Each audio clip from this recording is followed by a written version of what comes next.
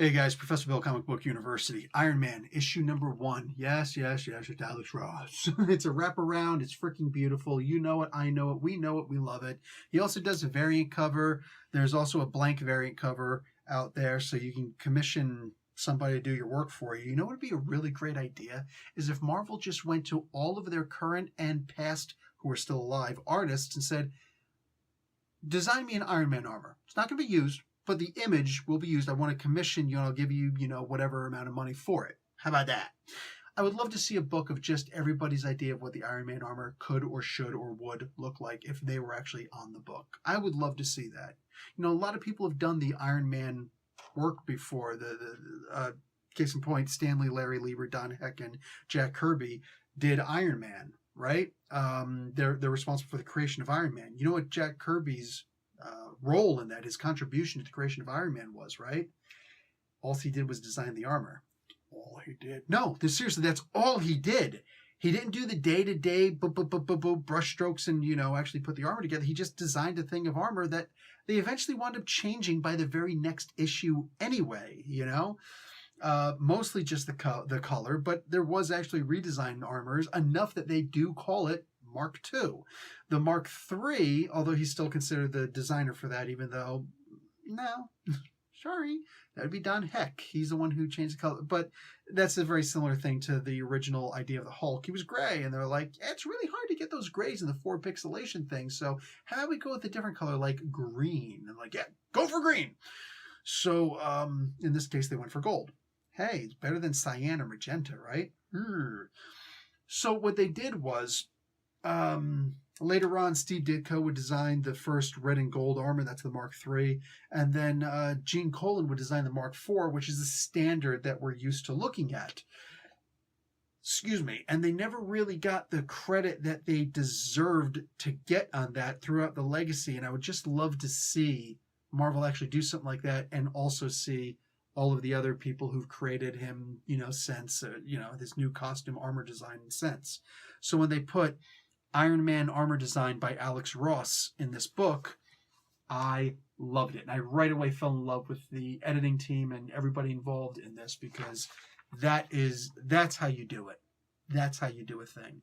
Anyway, the writer is Christopher Cantwell. The artist is Cafu. The color artist is Frank D'Armata, and the letters are by VC's Joe Caramagna. Boom, this issue is called Rest Your Brains. So I'm going to get into the first part of this comic book, and it's the thing that I actually didn't like. I genuinely didn't like about this comic book, and that was that, once again, we have a superpowered person, in this case a cosmic-powered person, in this case a power-cosmically cosmic person, just get his ass handed to him by the main character of a comic book, because we have to show how tough he is. Terrax, a guy who can go toe-to-toe with the Silver Surfer as long as there's dirt around him, or rock or whatever. I mean, this guy was also a herald of Galactus at one time. I mean, he's way out of Iron Man's league. Let's just seriously call a spade a spade. Oh, he brought him up off the Earth. Yeah, and there's still a moon. You know what I'm saying? Like, no, I'm sorry. Like, how did he get him off the planet? He can do things. Like, he's way too powerful. He should have been able to wreck Iron Man. It doesn't make sense, and it's just silly. It's like housing the Juggernaut for something, or when Tim Drake and older Tim Drake are not only outrunning Doomsday, a character who is able to surprise Superman, a speedster, with how fast he is. But not only that, but we're actually outpacing him in the fact that they were talking to each other while they were running. As a former runner, you know that when you want to keep a pace, you make sure that you can talk while you're running. If you're running and you can't talk, then you're running too fast. Then you're speed running as opposed to pace running for endurance. Like, there's a difference. That's how you can tell the difference. And when they're talking to each other as they're running away from effing Doomsday, it's like, did they get inoculated with the Speed Force? What the hell happened here? So that was booty. And then to see here that Tony Stark is not only beating up, like wiping the floor with Terrax, but also doing his stocks and divesting from Stark International and all this other stuff. It's like, dude, Iron Man's not that tough. And I don't know what it serves by showing that, But what it does do is if somebody else wants to write Terex into a story as the main bad guy, I have to look at that story and be like, yeah, so what? It's just Terex. He got beaten up by Tony Stark while he was doing math. I mean, come on. Like this is not how you do things. That's not how you put together an opening or anything like that. You don't do something like that. In fact, if you want to reverse this and have, let's just take a vintage character like Unicorn, you could do that. In fact, the exact wrong thing to do would be to have Tony Stark wipe the floor with Terex while doing math and doing all these other open tabs in his head. But meanwhile, a character like Unicorn is almost too much for him to handle, actually gives him more of a problem than Terex did. That would be terrible, and I would hate to see that in a comic book. This is the part where I face roll. I'm just like, oh my God, I can't believe that they actually did this. I can't believe this was Christopher Cantwell's decision to do something like that. That is straight booty. Everything else that happens in this comic book, however, I really, really dug. That part was first, so I had to just get it out of the way. I don't like giving bad news first if I have to, but whatever. I'm me. Marvel doesn't have very many Golden Age characters. So when I see them take one of the few that they have as a date for Tony Stark in the form of Hellcat, well, Hellcat is actually Bronze Age, but her secret identity of Patsy Walker. Patsy Walker was actually in the modeling books, the true romance books and all those books with Minnie the Model. You know what I'm saying? So bang. Patsy Walker has also probably been with any man who she's ever laid eyes on that she was interested in seeing. Is that slut-shaming? Only if we're going to do it with Tony Stark and Bruce Wayne too, because they both done the exact same thing. That's one of the reasons why I like this story, because Tony Stark can be with anybody he wants for the most part, consensually. And Patsy Walker could do that also. So they're both very good-looking people, and they would probably make really crazy good-looking kids. Well, that being said, that's not really what they're in it for. It's like a fringe benefit. It's not the actual thing they're looking for in each other. I don't know yet what she wants in Tony Stark, what she thinks that she can get out of Tony Stark. This is not a gold digger conversation. Everybody's looking for something. Basically, marital advice, okay, and why I'm looking at it this way. I can only talk as a straight guy, a straight male, saying so fix the gender or sexual relationship however you need to understand this. I don't look for a girl who's just hot. I like it when she's hot. That helps.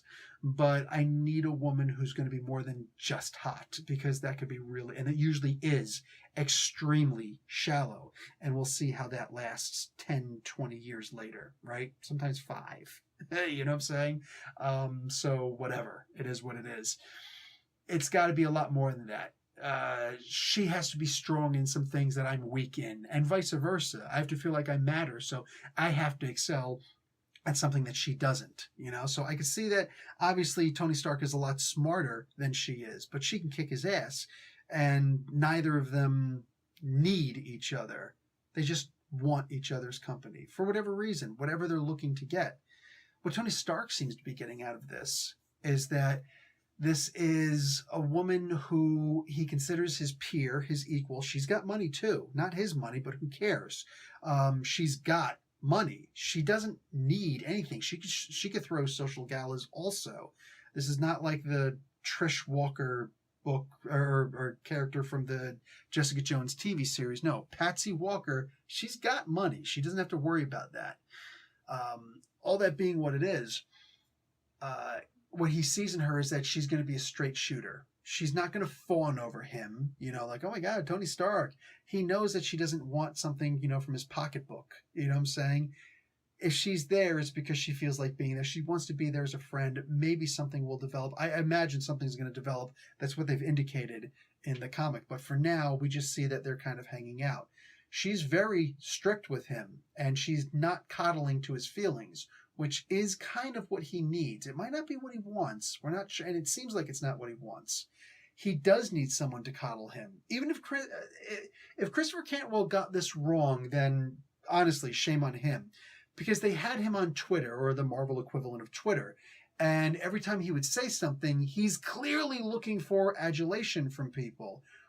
One of the reasons why he would do that is because he's an absolute freaking narcissist, right? Everybody loves Iron Man. Nobody should really like Tony Stark. He's not a role model. He's not somebody who's cool. I love the character of Tony Stark because he's such a freaking train wreck. How can you have that much privilege, born a super genius, born into massive amounts of money, born into just all this stuff that makes you born to be one of the best looking guys, have a body that, you like, he's a freaking nerd. How many nerds do we know who look like that? You know what I'm saying?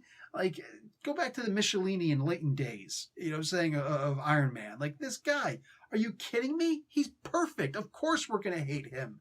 You know what I'm saying? Or want to live or want to be him. You know what I'm saying? Live vicariously through him, through his comics, right? Tony Stark is not a role model. He's not a hero per se. Superhero, sure. Regular hero that we would consider a hero? No, he's a narcissist. He doesn't do it for the right reasons. He's not Captain America. Hell, he's not even the Punisher. He's out for himself. He's not out to right wrongs and things. He's out for himself, That's who he is. He's a freaking narcissist. Narcissists can't, by nature, be heroes. So when he goes out there and he's like, you want to go and hang out with me? He just sees her as a peer. Let's go hang out. You're not going to fawn over me, I love the idea of that. I absolutely love the idea of that. What this book is doing right now is a path on the right direction, as far as I can see. Let me just address this really quick. I said that I really like the idea that he's with Patsy Walker. And I said that I didn't like the idea that he's with Janet Van Dyne. Patsy and Janet have very radically different personalities. And basically, while Patsy is not too good for him, Janet is. That's not saying anything bad about Patsy. It's saying something good about her. Not at the expense of anybody. Anyway, she's in a different league than Tony, as far as I'm concerned. Janet Van Dyne is. And there's nothing that, in my opinion, there's nothing that would attract her to him. That's why I didn't like the story. That they didn't show me, Slott didn't show me anything. I'm not trying to bash Slott. I'm just saying I think it was a bad idea. That's why when I say that I really like the scene where she shows up and says, I'm moving on, I think you should too, bye. And it was over like that. Almost any other time, I'd be like, this was the laziest writing I've ever seen in my life. Instead, I'm just like, good. We shouldn't spend any more time on that than we have to, because that was a horribly mismatched pairing. More than that, when we play in the sandbox, we're supposed to, in the Marvel Comics sandbox, if you get to be a writer, you can play with the toys as much as you want, but when you're finished, you have to put them back on the shelf the way that you found them. And, Slott didn't do that. He should have cleared up that relationship before he left the comic book. Just saying. That's why this felt weird. I mean, it's almost like it might as well have not even been addressed. But for those of us who would like to have seen it addressed, I'm glad that Cantwell addressed it. And don't spend any more time on it than you need. I liked it. Done. I spent more time on it than he did. I'm cool with that. Anyway, for all intents and purposes, this was a really, really good book. I don't know where this is going to go from here. Everybody's got their tropes. One of the tropes that I'm starting to notice with Cantwell is that he will have a main supporting character who's really just there to be a crutch for the other person. I need to say something, and I don't want it to be a thought bubble. So I'll have him say it to this person, as opposed to talking to himself or putting in a narration box or something like that, That's what the other characters, the supporting character, there's only, usually one. It's just a foil for the person to get their thoughts off of their head. I kind of started to see that in this comic book also, and I hope that doesn't last. Patsy Walker is an old school character that a lot of people aren't going to care about, but I do. I don't want her to just be there as a sex toy. I don't want her to just be there as somebody for Tony to, she's a punching bag for him or whatever. I want her to actually have a personality also. This is definitely better than Tony hanging out with a time traveler, like, in the Doom comic book. It's like, I don't want to see him hanging out with freaking Krang any more than I want to see him hanging out with Cable or Bishop.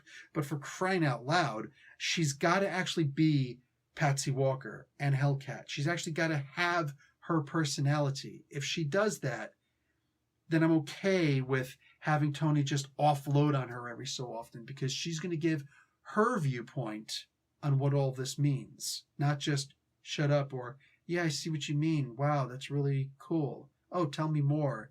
No, we feed off of each other in relationships. That's just how relationships work. It's how humans work. For crying out loud, you wouldn't have a friend who just mooched off of you and told you sob stories all the time or whatever. Me, me, me, me, me, me. Nobody can be friends with a narcissist for too long.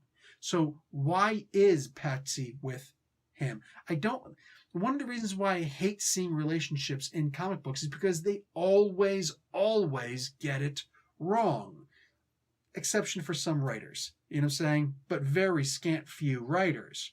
For the most part, it's just, yeah, I'm here to have the artist draw a sex scene, like scantily clad or whatever, come out of the bedroom, we were just, knocking boots or something. I don't care. I genuinely don't care. That's just not who I am. You know what I'm saying? Come on.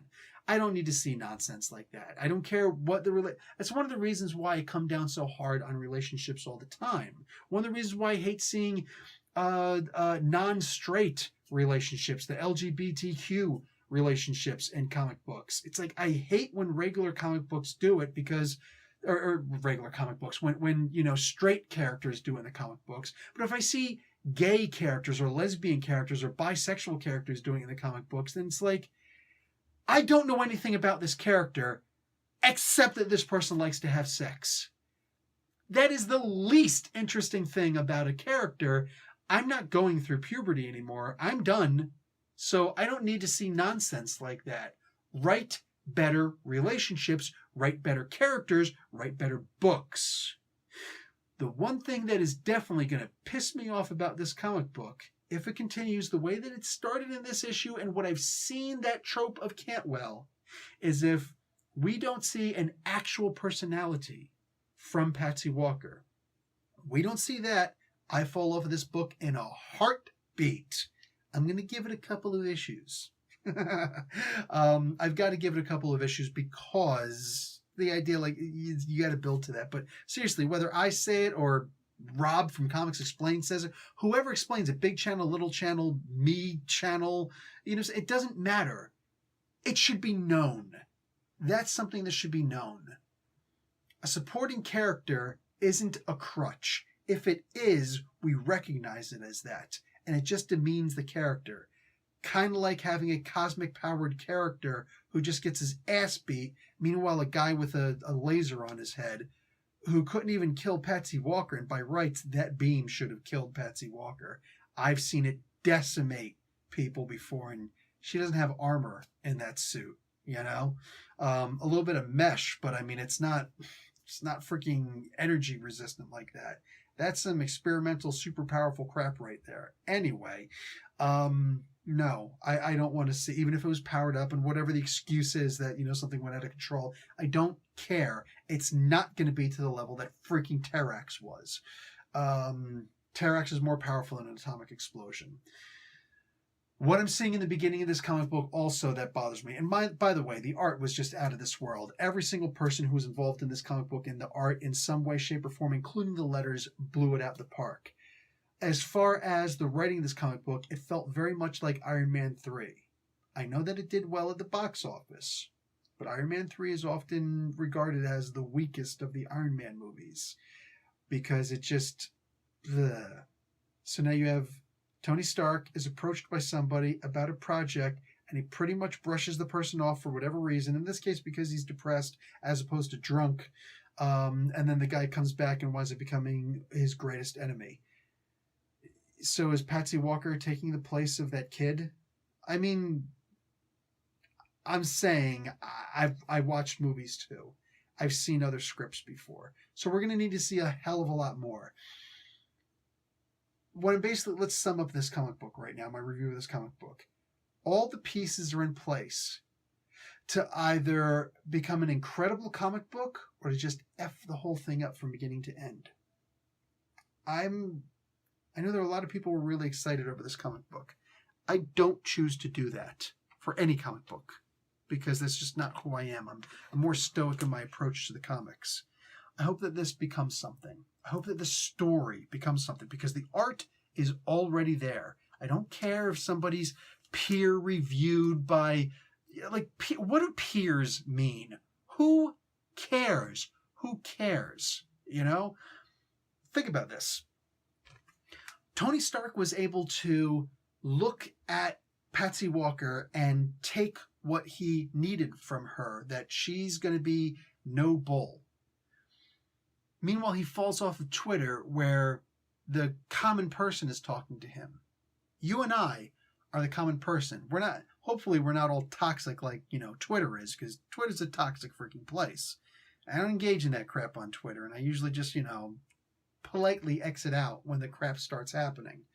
That being said, this was the closest thing he was ever going to come to being there for the common man, hearing what the common man has to say. The criticisms. Nobody likes to hear the criticisms, right? I'm okay with it. I put up with it all the time. I'm critical on a comic book and somebody's critical on me. As long as you're not going to, start cursing at me or being racist or whatever, I'm good with it. But when, you just want to say, actually, I don't think you're being fair with the comic book, 100% perfectly valid. Boom. It doesn't mean you're right. Doesn't mean you're wrong. It's critiquing. That's all it is, right? Tony Stark couldn't take the critiquing of Twitter, but he can take the critiquing of Patsy Walker because he knows her. She's in his class in some regard, right? One of the things I pointed out earlier. One of the things I'd really like to see in the later issues of this title is that he winds up going back to Twitter. Oh, it should be like 20, 40, 50 issues from now, whatever. But that he eventually goes back to Twitter and says, I'm willing to listen to everything that you've got to say. And I'm sorry that I left and removed myself from the conversation. I want to hear what you guys have to say. And then I want it to be more crap that they throw at him and blah, blah, blah, and whatever. I would love to see that. Because that's Tony Stark taking the narcissist out of his life. Just a teeny smidge. And that's called character development. Damn. That would be hot. You know what else would be hot? Remember I said about the Iron Man armors throughout the ages and ideas from other people? I want to see that too. I still want to see that. Anyway, guys, I'm out. This video was long enough. Hey, you better freaking watch an ad and like the video. You stayed to the end. I'm going to say you owe me. You don't owe me anything. It would just be a nice gesture. Anyway, boom. Iron Man issue number 1. Everything's in place to make a great comic book. Now all you got to do is make a great comic book.